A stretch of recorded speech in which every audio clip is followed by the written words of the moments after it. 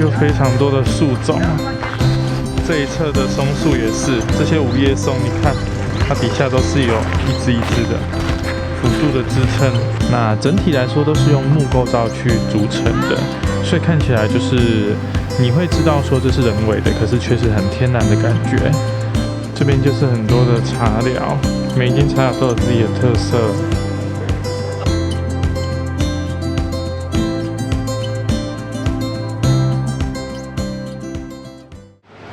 我们来先去兼六园，上来以后呢，有一个连通桥，可以去金泽城。金泽城的资讯还是需要门票费用的。然后呢，这个的另外一侧就是兼六园的入口了。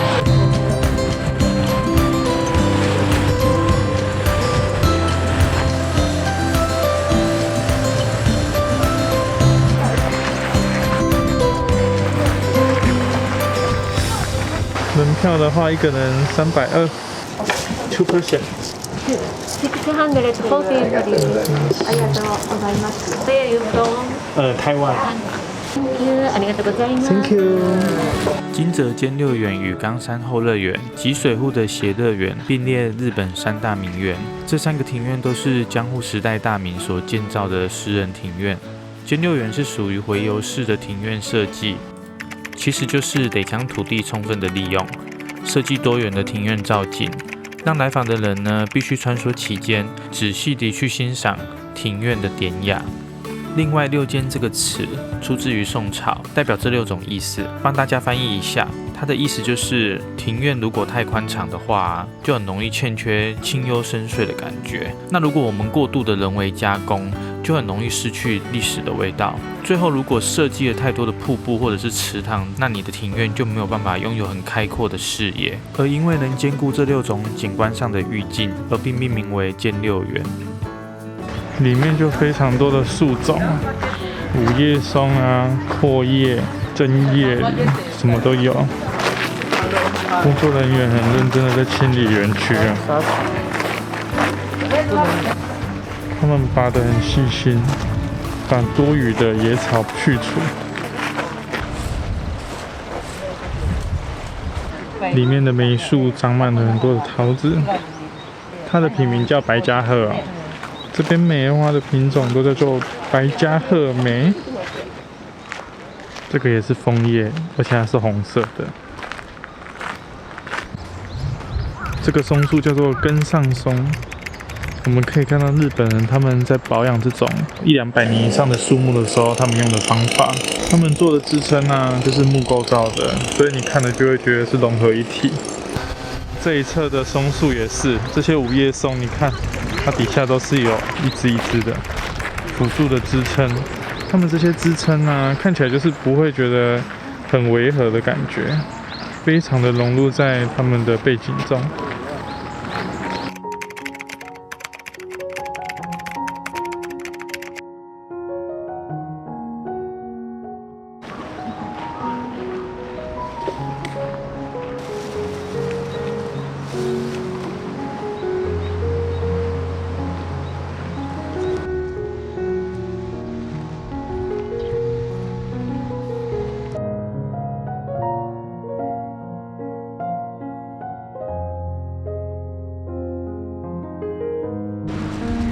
我们逛完兼六园了，整体的感想是，这边就是绿意盎然，很多松树、阔叶木、针叶木的一个环境，还有梅花啊、桃花等等的。那这边的庭园造景呢，就是搭配这些树木以及它做的这些池塘、道路。那整体来说都是用木构造去组成的，所以看起来就是你会知道说这是人为的，可是却是很天然的感觉。然后让我觉得比较惊讶的点是说，他们在设计的时候啊，你可以看我现在拍的这个厕所，它就是隐匿在这个庭院当中。它近看的时候，你知道它是厕所，可是你远远的在欣赏这个庭院的时候，你不会觉得它很违和、很冲突感很重。所以我觉得他们的这种厕所设施是都有找过适合的地方，然后去做一个隐秘的这个设计。然后再来另外一点是，他们的草地都培养的非常的好。因为我刚刚在看他们草地在针对这些杂草的时候，他们是人工的哦，一只一只去挑出来把它拔掉剔除掉，所以我觉得他们真的很有这种职人的敬业精神，难怪这个草皮可以保养得这么的好。好，那就是我对于兼六园的看法啦。就是门票也不贵啊，因为毕竟他们做这些东西都是需要维护的。然后进来看一下他们的庭园造景，我有去过中国的，我个人是觉得比中国的还值得一来，非常棒很多细节啊，还有一些设计的巧思，你都可以很明显的感受得到。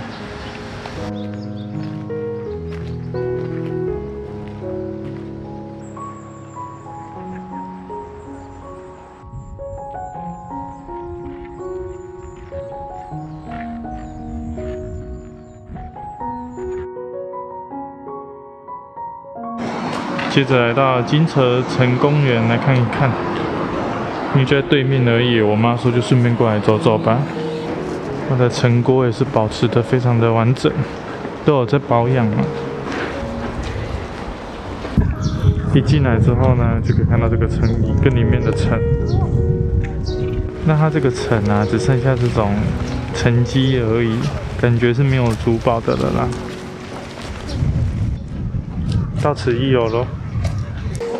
接着呢，我们来到了东茶屋街。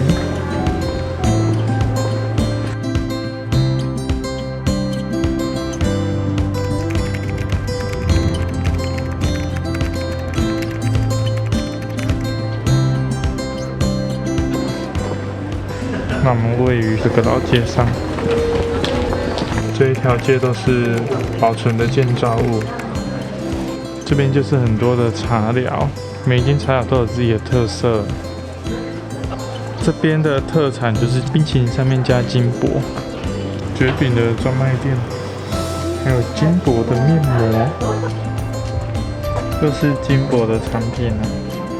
东茶屋街的范围其实很小，旧建筑区也都已改造成茶馆或者下午茶咖啡厅，茶街的伴手礼店也不多。整体逛完大约只要花30分钟的时间而已，也很适合单纯来参观与拍照。交通也非常的方便，直接搭市区循环巴士就可以抵达。推荐路过可以留意一下，是一个很适合下午散策的好地方。另外，附近还有西茶屋街与竹基町茶屋街，也都推荐给喜欢茶街文化的人哦。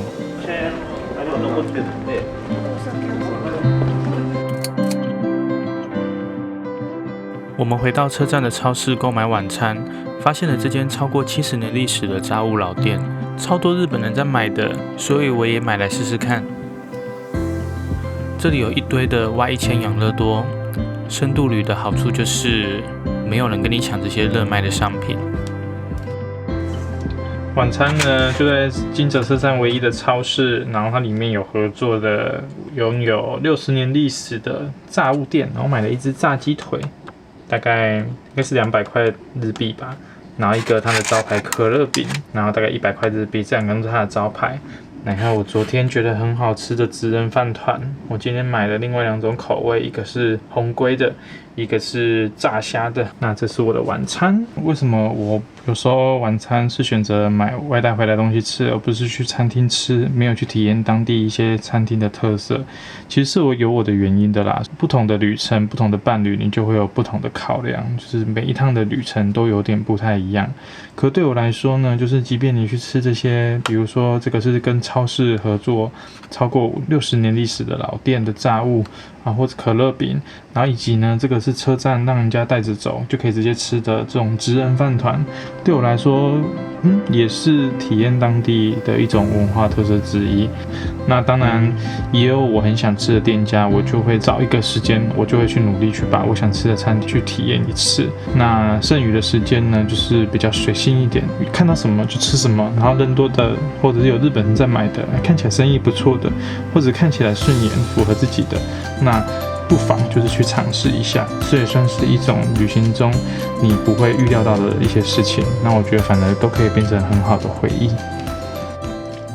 这个不愧是老店的鸡腿，这个鸡腿有够好吃的，真难想象这老店的鸡腿这样一大只，然后也真的是有骨头的这种的，这样一只折合台币才40几块钱而已。而且这个鸡他们也不是什么冷冻还是什么进口鸡，就都是当地的。它不是外表很酥很脆的那种皮，但是我觉得整体腌制跟吃起来的感觉很好。然后如果有饭店可以微波的话，就稍微加热一下。可是它的皮就是买到的时候，它应该是已经放在那边冷掉的。那当然这个皮拿去微波就没有那么脆，但我觉得它还是好吃的。